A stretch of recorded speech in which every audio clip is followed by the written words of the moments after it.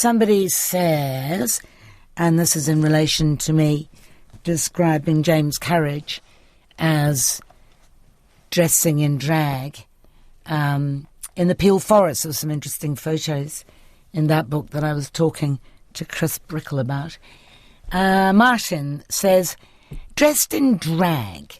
It still seems that society is happy for women to wear men's clothes without any difference in terminology, but men are deemed to be different if they wear women's clothes, and terminology is appointed to define that. Women have always stated that you can't tell them what to wear, but society can't do that for men. Take the fact that a shirt, tie and jacket is deemed the only acceptable formal dress for them. Let us be more proactive in dismantling judgmental words, in describing gender, and the world will be a better place. Lots of response to the interview with Arthur Taylor. Generally speaking, you were not particularly taken with him, but you found it interesting. I think that is a general consensus. One says, back off, Kim. This man has paid his dues. You inhabit another world. Your sneering attitude is palpable, and he's not even brown. Welcome to our world. And I did not know, says another, what to expect with the Arthur interview, but ultimately, absolutely fascinating hearing his perception of what is right and wrong. He actually sounds like a decent guy, but with a completely warped idea of what is okay and what is not.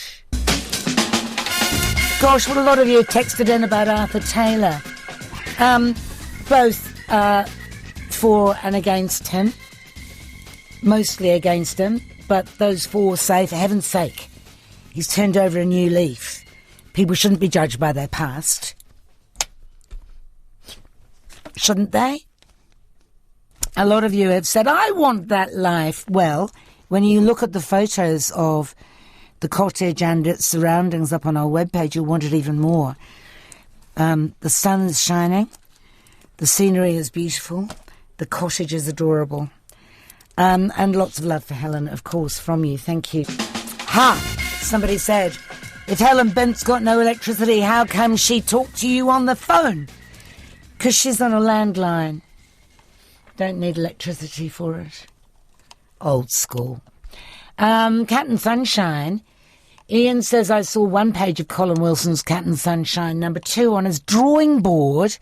Remember, Sam was saying there was only one issue. And the plot involved a villain threatening to reactivate all the Auckland volcanic cones. And somebody else says, we have this wristwatch, the sundial wristwatch, in Clapham's National Clock Museum in Whangarei. Very disappointed with the Arthur Taylor interview, says someone. No effort to listen or understand. A pearl-twisting shock horror. Sorry. No interest in Arthur's redemption, courage, or good works. No credit for the simple concept of doing the time, paying his debts, relitigating for Remuera. I personally hear from the people whose lives he's saved, transformed, and those he helps pretty much daily.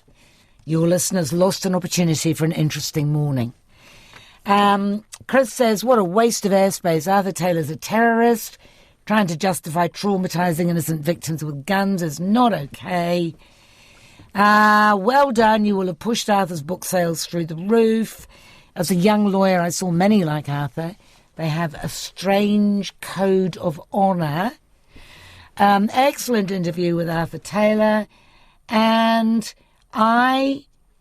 enlightening, says Patrick, enlightening interview with Arthur Taylor. I think I'll steal a copy of his book.